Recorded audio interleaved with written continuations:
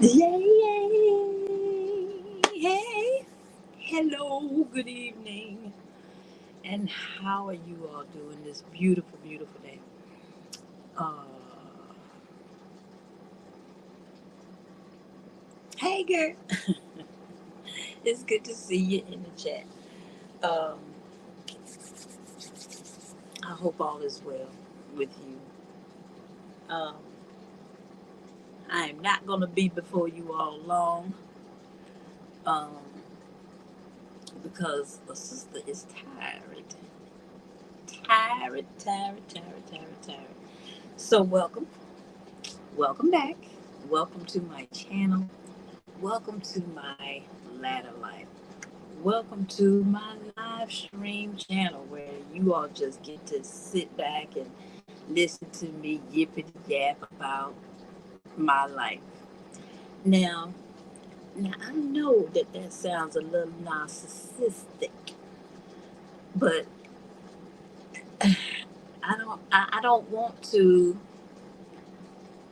I don't want to be that channel that is talking about other people and their issues and their craziness and theirs.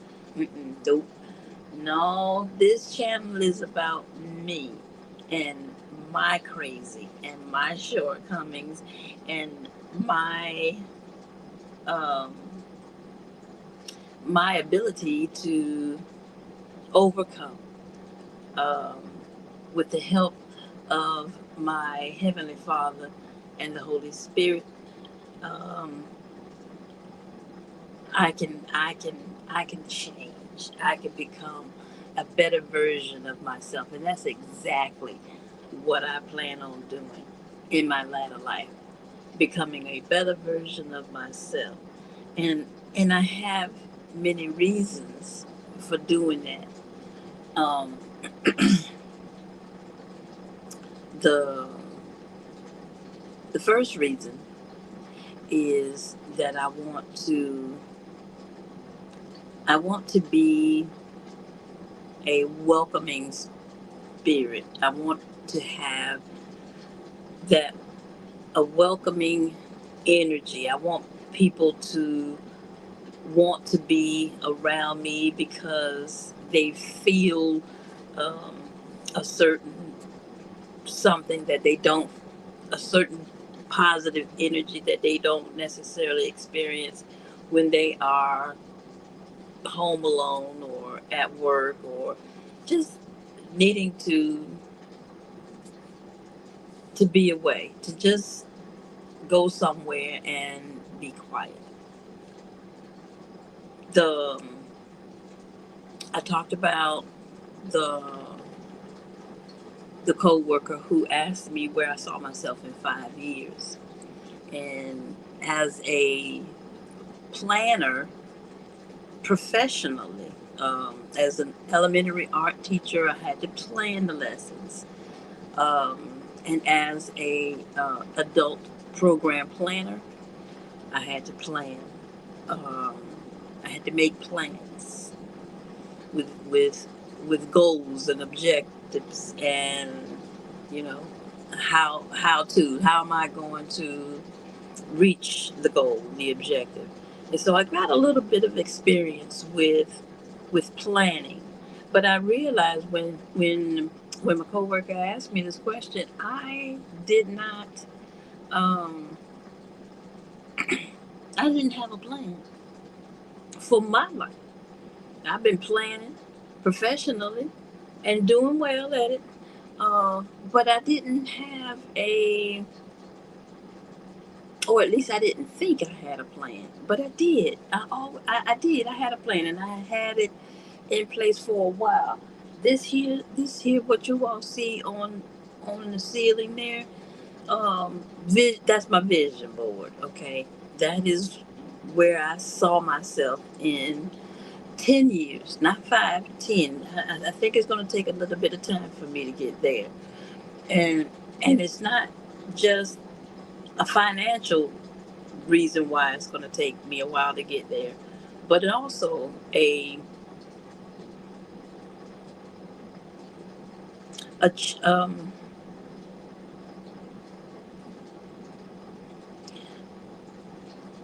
well, there's some things in me. I have some issues that I have some wrinkles that I need to iron out. I am not perfect. I'm not striving for perfection. I know that I'll never be perfect, but I can be better. And so since I can be better, I will be better. I'll be better. And and as I am becoming better, I'm going to do it all out loud. I'm going to talk about a lot of things, a lot of things, and so one of the one of the things that I want to talk about and uh, work on in me is being judgmental. I know the title. The title says "Stop Judging Me," and I'll bet y'all thought that that was me speaking to somebody else. Mm-mm. Nope, nope. That's something that I've heard a lot about me. Word on the street is that a sister can be a little judgmental. Well,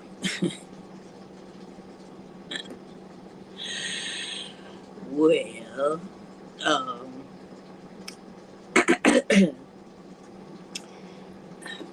I looked up the word judgmental, right?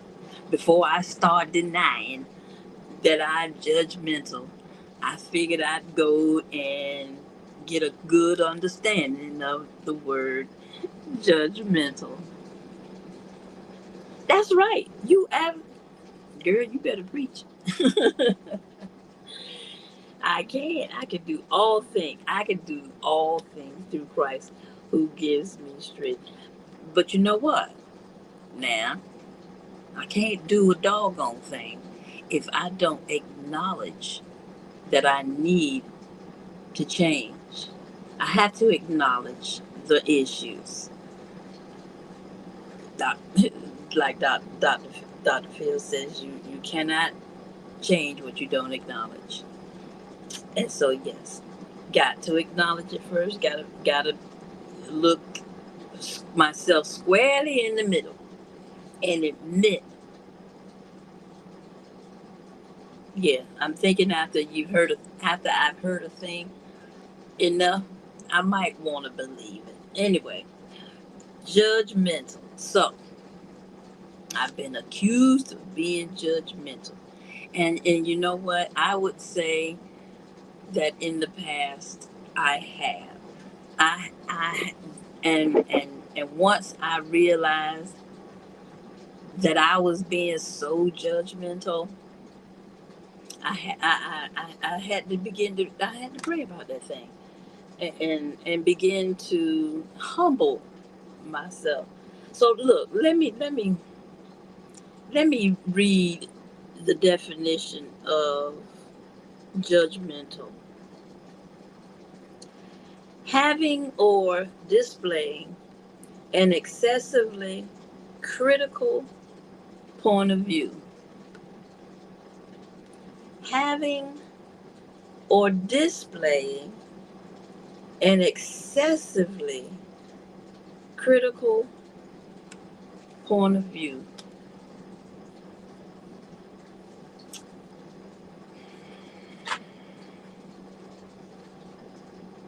Mhm.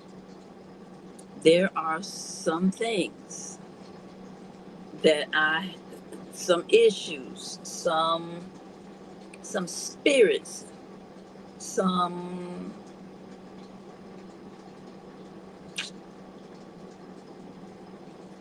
some people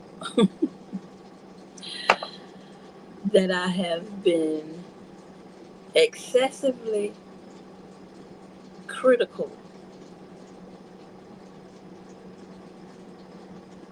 So parenting is quite the job. One that you don't get training for. You don't get training for. I'm thinking parenting classes are generic, and they just handle the basics. But what do you do with a child who don't follow the rules, change the rules, who can't be criticized, critiqued, struggle with receiving criticism, not recognizing that depending on maybe it's depending on how it's delivered. So I guess as a parent, we we I needed to recognize that I can't say things the way somebody off the street would. And I can't say it the same way to two different individuals. So you got the parenting, man. Look, so, and I'm not making any excuses. I'm just talking about some things. So, judgmental, similar words, critical. Okay, yeah, yes, yes, yes, yes. I have been critical about certain behaviors. Absolutely. I've been critical of certain behaviors as it affected the family, as it affected me, but it was always outward how their behavior was affecting me or well, now no, I'm lying. Now I'm lying. It depends on who it was. As I started off talking about parenting, but in the in the marriage relationship, you know,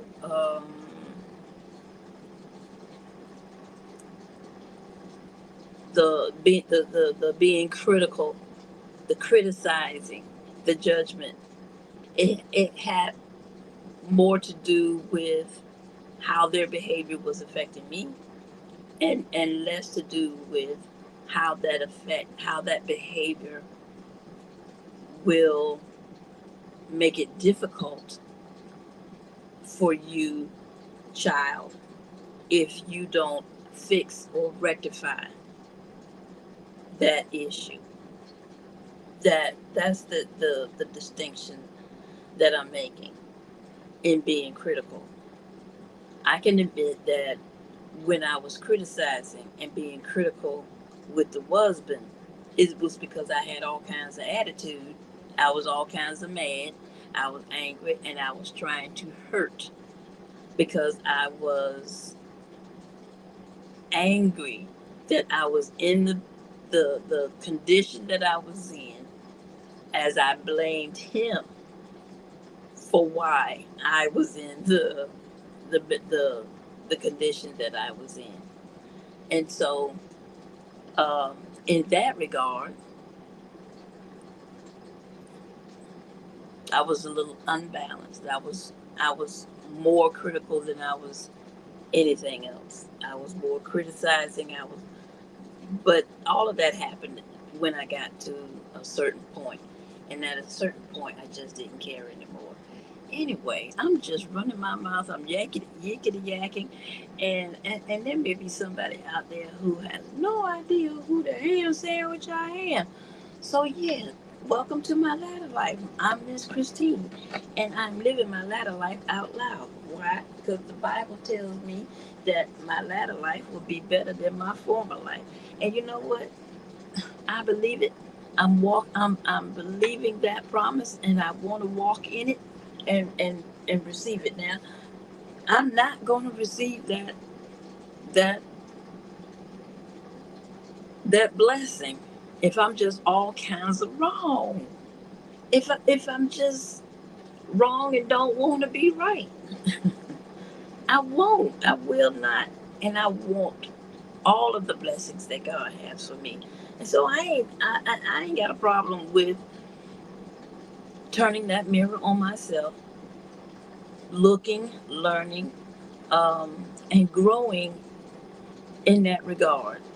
Um, Emotional health, I want to be healthy in that area. 4 areas I'm working on: financial, spiritual, um, emotional, and physical health. I want to be a well rounded person in my latter life. I want the quality of my life, my latter life, to be as best as I can make it, which means now I got to eat right. Y'all, ooh, since dad has been here, now I got to cook. Before dad was here, I lived alone, okay?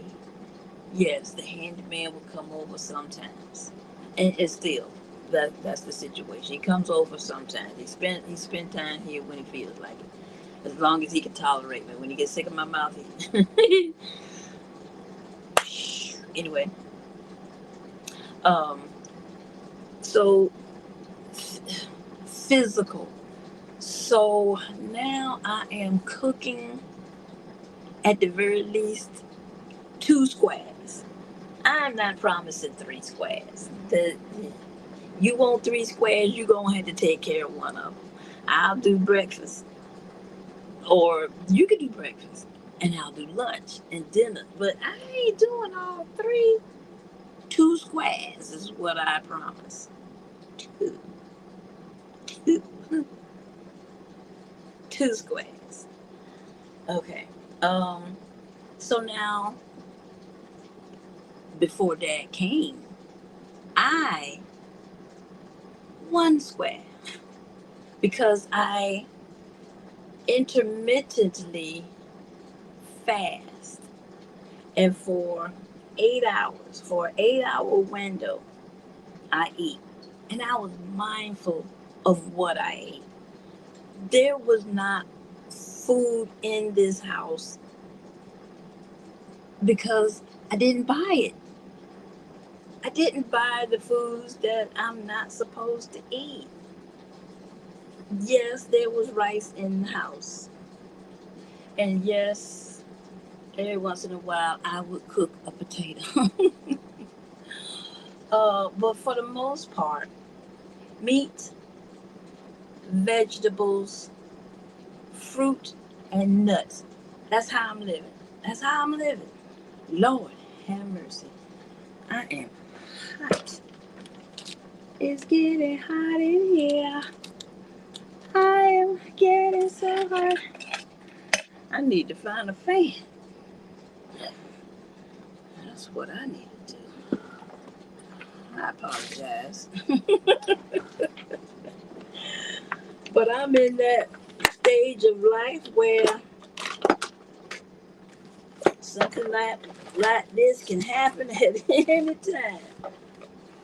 And I usually have the necessary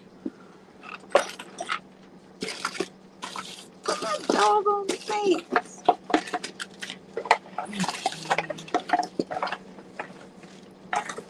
Okay, alright. Okay. I can't find my fan, but so I'm gonna have to improvise.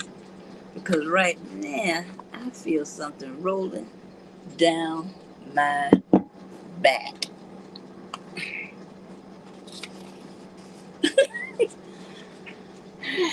I know. If you are not uh, menopausal, or if you have not gone through menopause, if you are a young person and you've heard about it, but you know, you've seen people in the family pull out that, but ain't nobody really talking about it. Man, let me tell you something.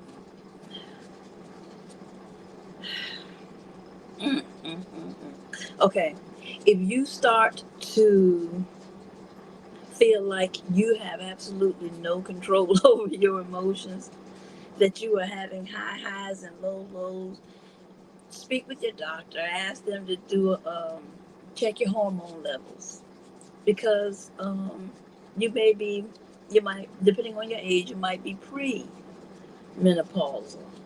Um, if you waking up at night hot, sweating, wet, night sweats, you know, um, that is a menopausal. Man, I am way down a rabbit hole, ain't I? This is not what I'm talking about. But anyway, yeah, I'm hot and I'm old. Don't judge me.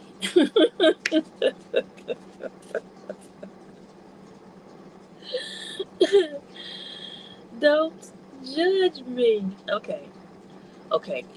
These are um, synonyms for judgmental, critical, fault finding.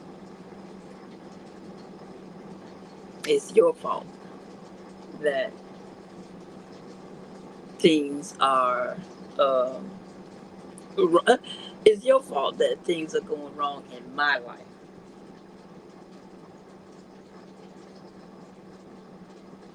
Fault finding. It's your fault.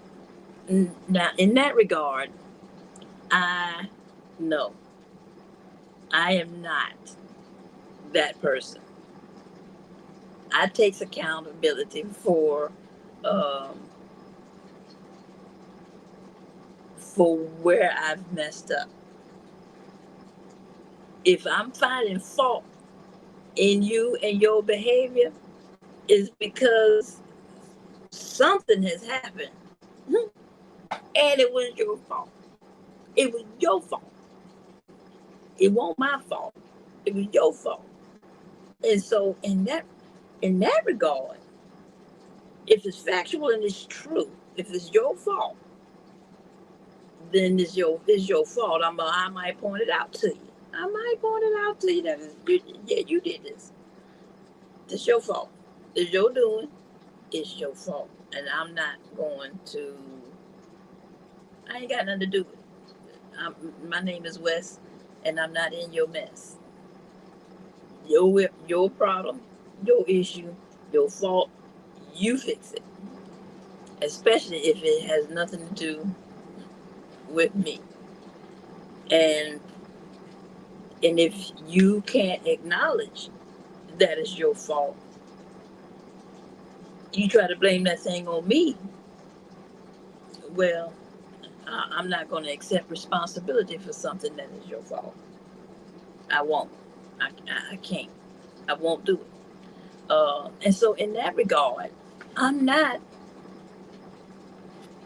I'm not so. I'm. Not, I wouldn't. Not now. Maybe in the past. Censorious. I don't know what that means. Condemnatory. Oh no, no. I am too much of a positive person no, because I recognize, and I've recognized for a while, that there is power in what we say. The Bible says there's life and death in the tongue. We can speak life and we can speak death. And so I have for a long time been very mindful of the words that I use. Yeah, do I slip up? Do I mess up? Have I? Can I look back and say, oh God, did I really say that? Yes, yes, I can. I can. I can indeed. But as I've gotten older, I would like to hope that I don't use language that is condemning or disapproving. Disapproving is another word. Disapproving. Now, if I disapprove of, if I'm disapproving of a situation, yes, I'm gonna speak on it, and I'm gonna let you know. Um, but that's really, I'm likely to speak on it more if your behavior, if I'm disapproving of behavior that is affecting me. But on the flip side, as a parent, if I see behavior that is going to hurt you in the long run, then yes, I'm going to speak on it. And it may sound, I gotta let you know that I don't approve and why I don't approve of. But yeah, you gotta know. Maybe it hasn't occurred to you that, you know, maybe you haven't heard the words. Maybe you're just not aware. And so yeah, there's some behaviors that as a parent we might be disapproving of. And it's necessary. It is necessary to talk about these things, to be able to have open and honest communication. You got to be able to say uh, some things without.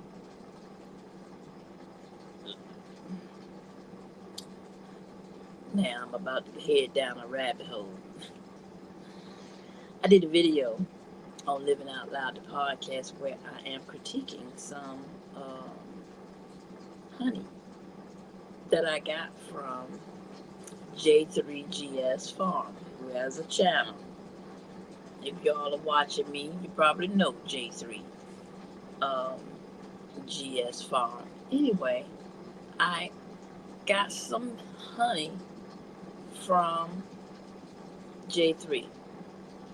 Well, I had talked about, nope, let me back up.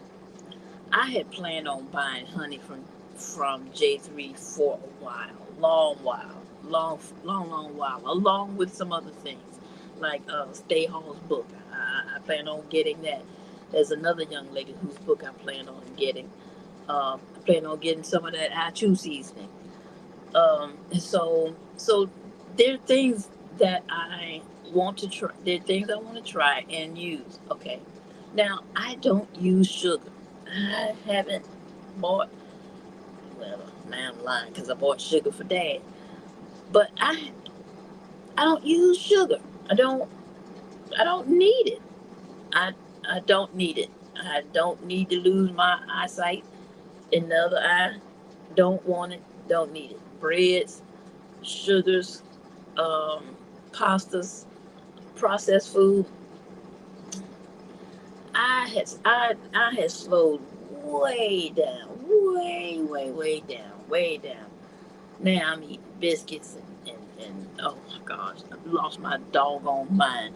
But that I got anyway. So I got some honey from J3, and and I was on Miss T with the T Morning Show. I spent a lot of time on Miss T with the T Morning Show. Um,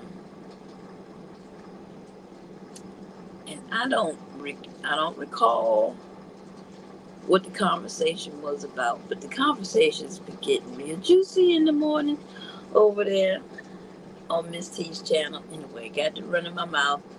Um, okay. We were talking about relationships and men and women and how we interact with each other, and why men do the things they do, and why we women act and react the way that we do, the reasonable and unreasonable expectations that we have for each other. It was just an interesting conversation. Anyway, um, I was speaking, and I was communicating in the chat, and I said, "What's wrong with me buying some honey from J3? You don't have you don't have any honey. You don't have honey. What's wrong with me buying honey from J3?" Um, and the tone don't translate in a text. So I went up and I said, "What's what? Why? Why you mad that I'm buying J3's honey? You ain't got no honey." And so I think that might have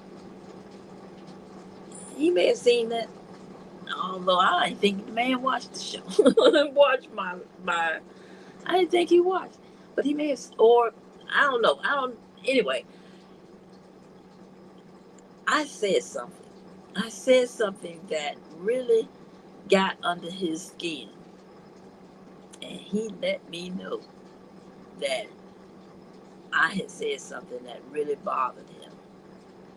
I don't know what it was. I still to this day don't know what it was, but I will at this point acknowledge that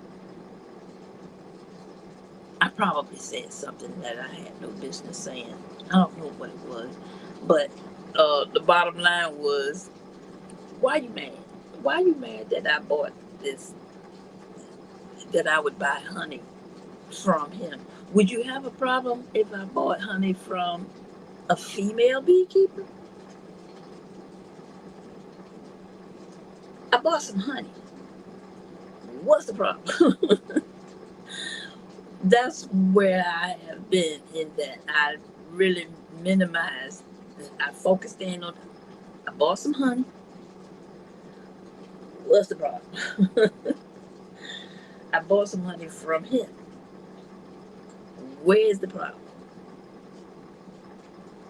And if I had bought it from a female beekeeper, would you be reacting the same way? Now my question is, why are you reacting this way with him? With why are you reacting this way?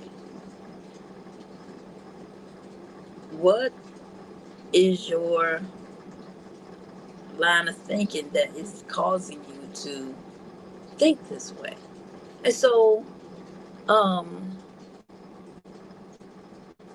yeah. What word was I on?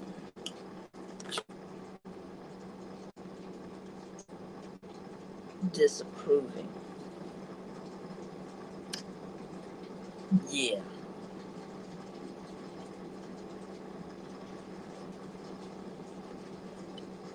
So we've been arguing. We've been battling. The handyman and I. We've been battling. Mainly because I don't understand. I'm a little slow sometimes.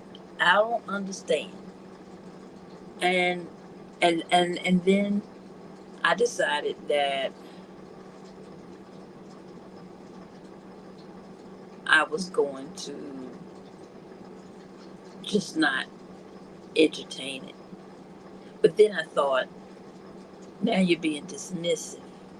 And I don't want to be dismissive. If it's bothering him, if it's an issue for him, it's an issue, and it need not be dismissive about it. So I'm working on me. I'm working on me. I am. I'm working on me.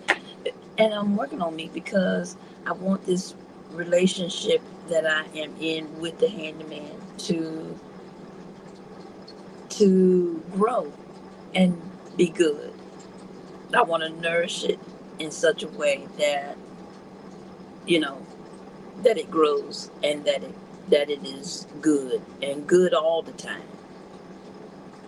Good, not I'm not delusional in thinking that nothing negative is ever going to happen, but good, good,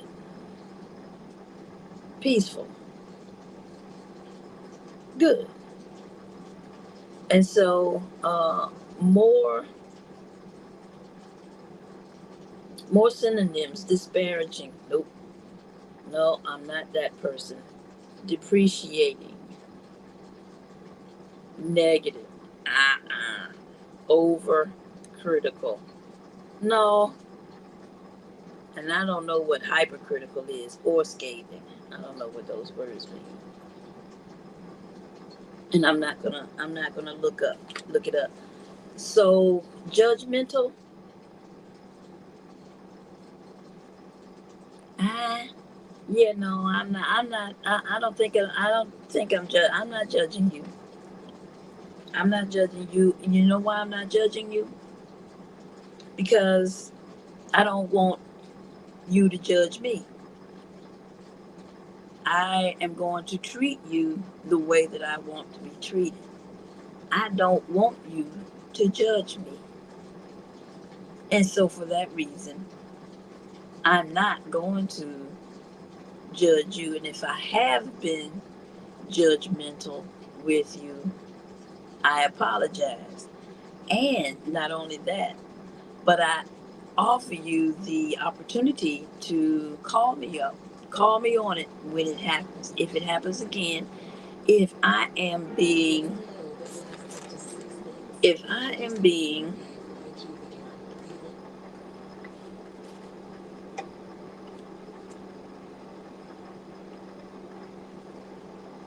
if I'm being judgmental, you have my permission to call me out on it, to let me know, to point it out to me when I do it. Okay? And I'm gonna tell you, and I'm gonna tell you why I am working on myself in this area.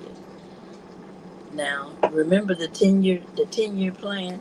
The goal is to get the big house, the venue, um, and come on, the venue, the house, the big house, um, the place, the vacation home, that the last house that I will be acquiring. Um, but I want the. I don't think anybody will come and want to stay in my house if I'm this mean and nasty, cantankerous, egregious person that nobody wants to be around. Why would anybody want to be around that? Negative. Why would anybody want to be around a negative Nancy? Always whining and complaining. I do not want to be that person. I do not want to be that person. And so, no, thank you.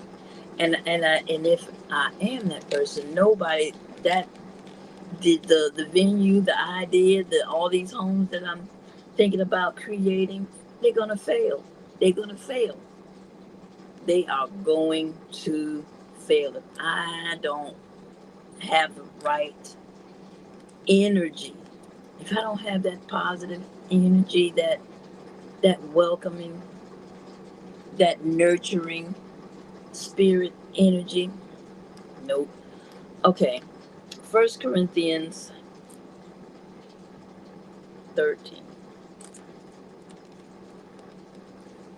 Give me just a second. I want to pull it up and read it the way that it's written. I don't want to take anything from it. I'm going to read. Ooh, ooh, ooh, ooh.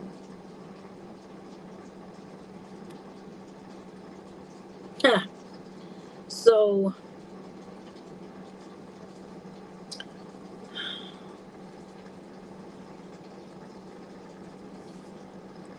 okay, I'm about to connect some dots. The the home that I came up in, that I was raised in, my dad was not there. He was in the military. He was gone, and somewhere in there, they got divorced. I was raised in an era where children did not know what was going on in the house with parents. Those kinds of conversations, and they didn't fight and argue, not in front of us. That just didn't happen. So he was there, and then he wasn't. Uh,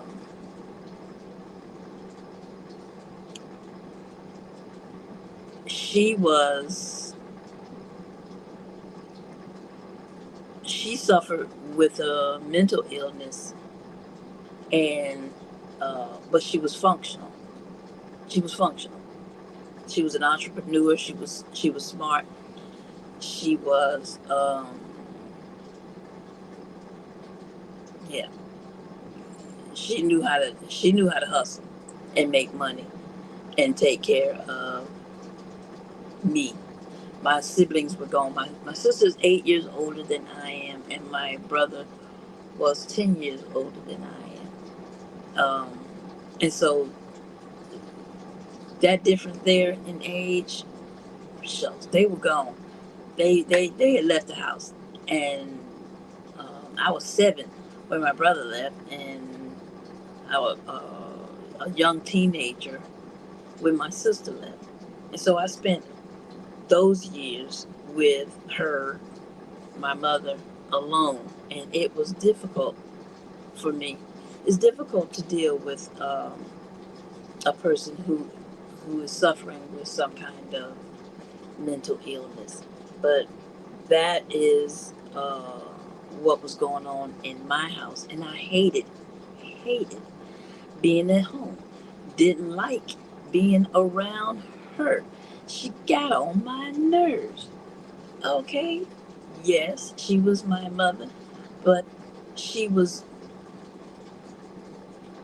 she was not well, and she used to say things that were hurtful things, mean things, and so yeah, uh, didn't like being around her, and so I didn't. Now I was that kid in the neighborhood that just showed up at your house, and usually no, it was always at somebody's house who had children my age. And so at the church I attended, there was several families of of who had several families, and they had children that were my age, and I gravitated towards those family. But one family in particular, um, I spent more time with them than anybody, and and now when I look back on my life and where I was in my life and how she manifested in my life, I call her now the angel of my life, because she was always in these big houses that had plenty of space, and children laughing and joking and playing, and she was always welcoming. If I came to her house, she would make sure that I did not leave hungry, even if there was not enough, or even if, she had to stretch it a little bit to see to it that I did not leave her house hungry. She did that. And she never once, not one time, ever make me feel like I was imposing or I was unwelcome. She never, never, never, never. And so, the house that love is gonna build, that's it's because of her. It's because of her. It's because of how I saw her move.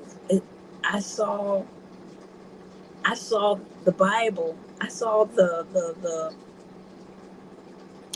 this is what I saw. This is what I saw come alive with her. 1 Corinthians 13. So it starts off,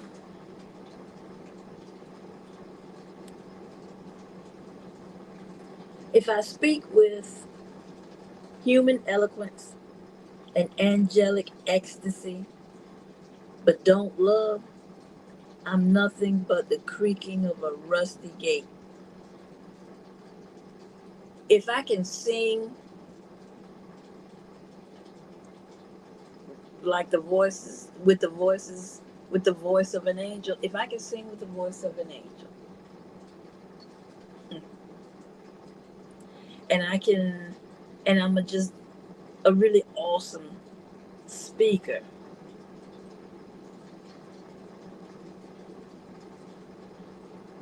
but don't love, I'm just making a bunch of noise.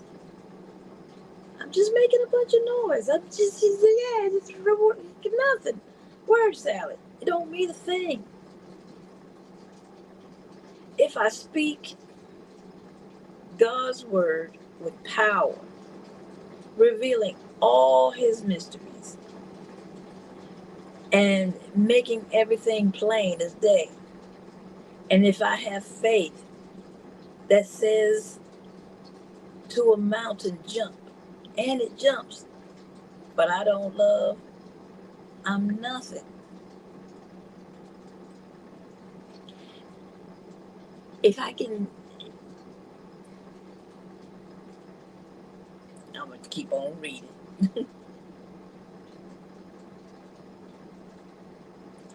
If I give everything I own to the poor and even go to the stake to be burned as a martyr, but I don't love, I got nowhere. So no matter what I say, what I believe, and what I do, I'm bankrupt without love. I saw that in her. She showed me that. What did she show me? I'll tell you what she showed me.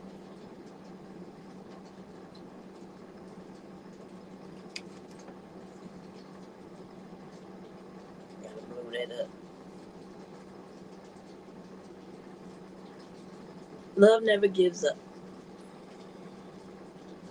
Love never gives up. Love never gives up. Okay? Love never gives up.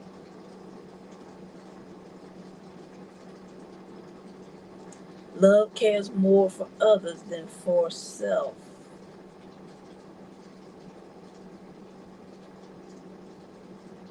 She made sure that I did not leave her house hungry. She made sure that I left at a decent hour because I'd stay forever.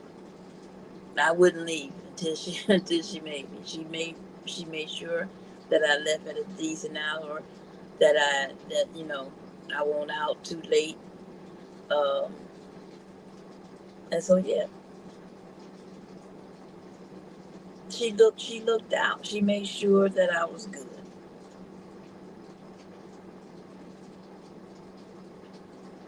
Love does not want what it does not have. Hmm. Love doesn't strut. It's not boastful. Doesn't force itself on others. Love does not force itself on others. Freedom, freedom, freedom does not force itself on others. You're free to do whatever you want. We are free. Free. God does not force us to love him. Does not. He gives us free will. We can love him if we want to. And if we don't want to, we don't have to.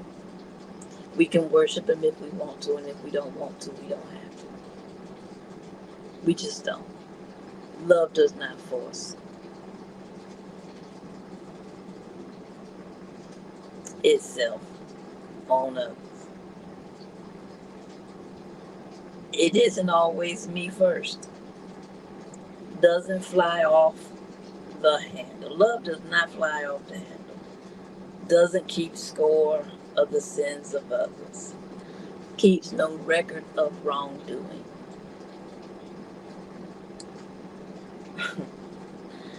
That means that argument, that issue, that thing that he said that hurt. If I'm going to not keep, if I'm going to say I love you, I love you, and then keep record of that particular thing, keep bringing it up. You did this, you said that. That's not love. Love doesn't keep score of the sins of others. It doesn't revel when others grovel. Wow. It doesn't take pleasure in the flowering of truth. What? This is not the King James version. I think this is this is the Message. The Message Bible. I like the Message Bible. I like that version of the Bible. It's because it's using everyday language that I speak. I don't necessarily speak the King James language, so a lot of it I don't understand. But I do like the Message Bible because it speaks in the language that I understand for the most part. So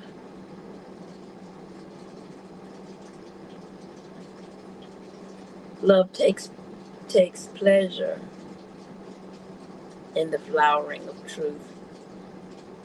Love puts up with anything. Trust God always. Always looks for the best. Never looks back, but keeps going to the end. Love never dies. Inspired speech will be over someday. What is this? I think that no. Yeah, I'm gonna stop right there. Love never looks back, but keeps going to the end. Love never looks back, but keeps going to the end.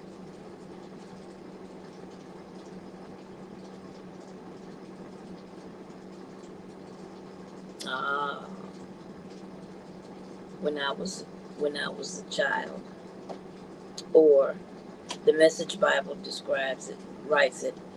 When I was an infant at my mother's breast, I gurgled and cooed like any infant.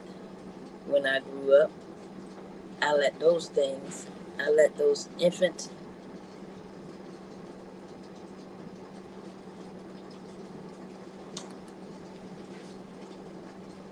Well, hold on. Wait a minute. Hold on.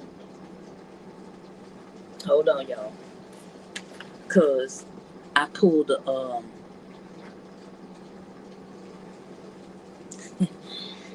yeah. When I was a child, I acted like a child, but when I grew up, I put away childish things, and now I act like a grown adult.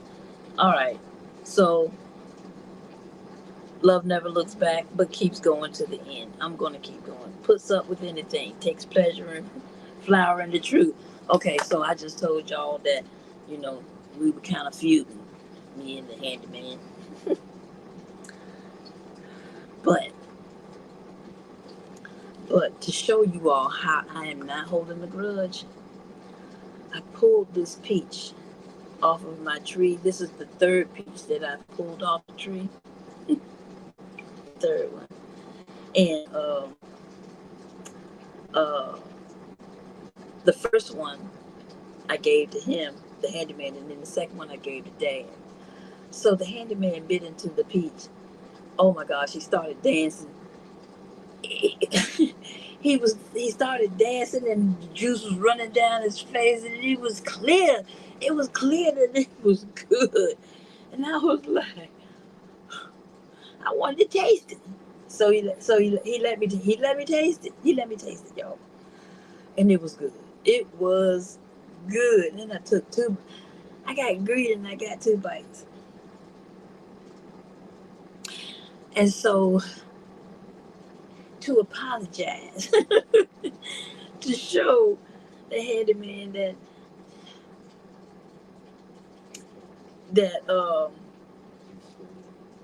what to show the handyman that, you know, I am offering the handyman this peach as a peace offering, and I'm gonna let you have the whole thing. Now all I ask is, all I ask is that you tell me how good it is, and you can't nobody see you. Just tell me how good it is. Just tell. Come on now, come on now. Yes, and I'm going to give it to you. Now see, I'm trying. I'm trying to offer. I'm trying to offer the peach offering, God's right, huh? Okay, okay. So if I take a bite, you'll take it. Okay. So he wants me to take a bite. I'm gonna take a bite. Tell y'all how it is. This came off my tree, y'all. I was fighting nature to get these doggone peaches. Here we go. Here we go.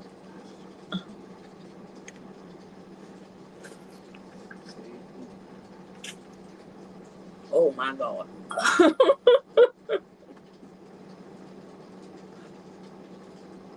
Oh my goodness. Y'all. Mm, mm, mm, mm. I ain't never had a peach that good. These peaches are the bomb. Mm-mm. Kill it. Kill it. Look, let me tell you what I did. I fertilized the tree, my peach tree, with fish heads and guts. Dad goes fishing, clean the fish, take the fish heads, dug a little trench, poured that water and the fish heads and the guts around the tree. And I also have onions around the tree. The handyman thought that my peaches was gonna taste like onions. They do not. They do not. They are soft and sweet. Oh my God. I wish I could share it. I wish I could share it with you, God's desire for me. God knows that. I wish I could share it with all of y'all. I do. I do. I really do. Um, yeah. I'm a graft that tree. I'm a graft it, and no, what? No, I'm gonna do the chili dog method, lad farmer. I'm gonna do the chili dog method, and at some point, I'm a cut that branch off that I'm doing the chili dog method on, and I'm gonna plant that in the ground, and I'm gonna have another tree. Sure is, and maybe at some point I'll be able to, you know, graft and do enough chili dog methods that I can, give some away. Anyway, yeah. So, yeah. Don't judge me. I don't want to hear that anymore coming from, that direction. So I am going to be mindful not to be so, um, not to be judgmental at all. I don't, for the most part, do not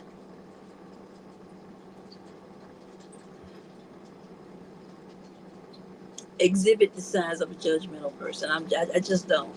Not based on the definition and the words and the synonyms. I don't. I don't. And I don't want to be that. I never want to be that person.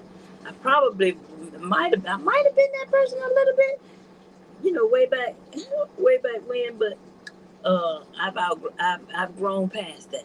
I've grown past that, or at least I hope I have. And yeah, because I want my plans to succeed, and I don't want to be the hindrance. I don't want to be the problem. I don't want to be in the way of my own dream, my own plan. I don't want to be in the way, get in the way of what God has for me. And so, yeah, if yeah, I'm going to look myself squarely in the mirror and yeah, and be accountable for my bad habits and my bad ways. And I'm going to be a little less vocal and listen a little bit more.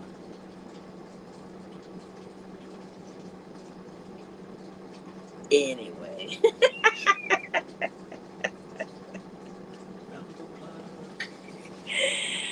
All right. What time is it?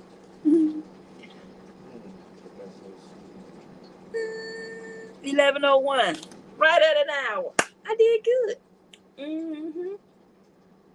So yeah, I'm trying to be consistent. God's desire. I mean, I'm glad. I appreciate you joining me. Somebody else is up here with us too. Y'all hit the like button, and if you think that you know somebody will benefit, will be blessed by this here conversation, send it on out to them and let them know. uh, yeah, share it if you don't mind. Anyway, so yeah, that's it for tonight's episode of Living Out Loud the podcast after dark. After dark, grown ups having grown up conversations. So I'm going to leave it right there. Okay. Um, First Corinthians 13, the love chapter. I'm gonna stay right there. Stay right there. Um, the angel of my life, her last name was Paige, and at her celebration of life service, the speaker topic was "Don't turn the page." And just before her passing, I had been studying First Corinthians 13. And so when I heard "Don't turn the page," y'all know how I be connecting them dots. I said, well, all right, I will stay right here at First Corinthians 13. That's that's where I am right now in my latter life. I want to be a representation of that. I want to live that. I want people to feel and see that when they see me and when they come and stay at the venue. At the venue. It's all coming. Anyway, if you like what you see, please consider subscribing. It's free, don't cost a thing. Consider hitting that like button. Appreciate you. I really, really do. If you now this This is not the channel where I have the subscriber wall. I have another channel, Living Out Loud Podcast. If you subscribe over there, I will add you to my subscriber wall, which, by the way, I need to update because my subscriber count is going up over there. Praise God, from whom all blessings flow. Anyway, I think that is going to do it for now. And so I am going to let you all go. Okay? So, yeah. Bye for now. What? That is not what I'm supposed to be playing.